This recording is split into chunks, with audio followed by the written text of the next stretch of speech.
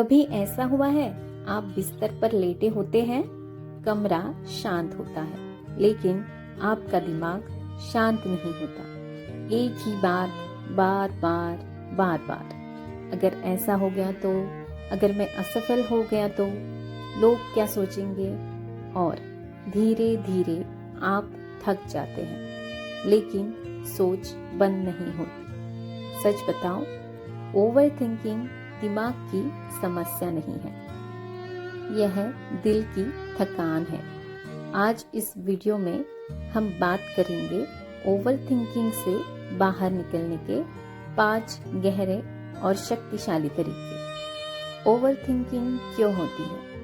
Over thinking तब शुरू होती है जब इंसान भविष्य से डरने लगता है या अतीत में फंस जाता है। हम सोचते हैं, अगर मैंने यह गलती कर दी तो, अगर लोग मुझे जज करेंगे तो, अगर मैं असफल हो गया तो। लेकिन एक सच्चाई है, दिमाग समस्या हल करने के लिए बना है, और जब उसे कोई असली समस्या नहीं मिलती तो वह काल्पनिक समस्याएं बना लेता है। यही कारण है कि कई लोग रात भर सोचते रहते हैं, लेकिन उनकी जिंदगी में कुछ बदलता नहीं। ओवर थिंकिंग सिर्फ सोच नहीं है, यह धीरे धीरे आपका आत्मविश्वास खा जाती है। आप कोई फैसला लेना चाहते हैं, लेकिन दिमाग कहता है थोड़ा और सोच लेते हैं, फिर थोड़ा और, फिर थोड़ा और अचानक मौका निकल जाता है। याद रखिए, दुनिया में बहुत लोग असफल इसलिए नहीं होते कि वे कमजोर हैं। वे असफल इसलिए होते हैं क्योंकि उन्होंने बहुत ज्यादा सोचा और बहुत कम किया। ओवर थिंकिंग का सबसे बड़ा इलाज है एक्शन। जब आप काम करते हैं तो दिमाग को सोचने का समय नहीं मिलता, लेकिन जब आप खाली बैठते हैं, दिमाग एक मशीन की तरह चलता ही रहता है। इसलिए एक छोटा नियम बनाइए, 5 सेकेंड रूल। जब भी दिमाग कहे मत करो, तो खुद से कहो 5, 4, 3, 2, 1 और तुरंत शुरू कर दो। छोटा कदम ही सही, लेकिन कदम जरूर उठाओ। दूसरा तरीका, सब कुछ आपके नियंत्रण में नहीं है।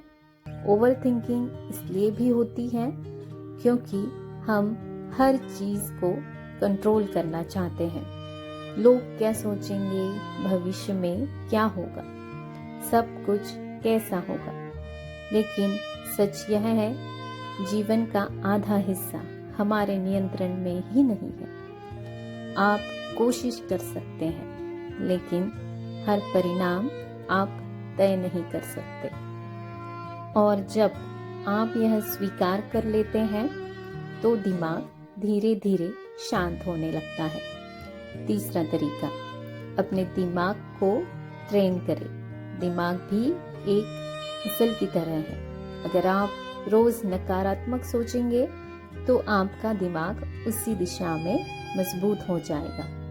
लेकिन अगर आप रोज कृतज्ञता और सकारात्मकता सोचेंगे, तो धीरे धीरे आपकी सोच बदलने लगेगी। हर रात 3 चीजें लिखिए।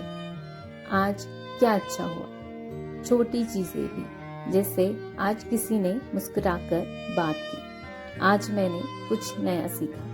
धीरे धीरे आपका दिमाग सीख जाएगा कि जिंदगी में अच्छा भी बहुत कुछ है। चौथा तरीका, वर्तमान में जीना सीखिए। ओवर थिंकिंग का 90% हिस्सा या तो अतीत में होता है या भविष्य में, लेकिन जीवन कहाँ होता है? वर्तमान में। जब आप चाय पीते हैं तो सिर्फ चाय पीजिए। जब आप चल रहे हैं तो सिर्फ चलिए। जब आप किसी से बात कर रहे हैं तो पूरी तरह से सुनिए। यह छोटी सी आदत आपके दिमाग को सिखाती है कि जीवन अभी है। 5वां तरीका, खुद के प्रति दयालु बनिए। कई बार ओवर थिंकिंग इसलिए भी होती है क्योंकि हम खुद के साथ बहुत कठोर होते हैं। हम छोटी छोटी गलतियों पर खुद को दोष देते हैं। लेकिन याद रखिए, आप इंसान हैं, मशीन नहीं। गलतियां होना जीवन का हिस्सा है। अगर आप हर गलती के बाद खुद को माफ करना सीख जाए तो आपका दिमाग हल्का महसूस करेगा। एक सच्चाई बताऊं, आप जितना सोचते हैं जिंदगी उतनी जटिल नहीं है। कई बार हमारी सबसे बड़ी समस्या हमारे अपने विचार होते हैं। जिंदगी को हर समय समझने की कोशिश मत कीजिए, कभी कभी बस उसे जी लीजिए, क्योंकि आखिर में लोग उन चीजों पर पछताते नहीं जो उन्होंने की, वे उन चीजों पर पछताते हैं जो उन्होंने डर की वजह से कभी की ही नहीं। इसलिए थोड़ा कम सोचिए, थोड़ा ज्यादा कीजिए और याद रखिए, जिंदगी सोचने के लिए नहीं, जीने के लिए मिली है।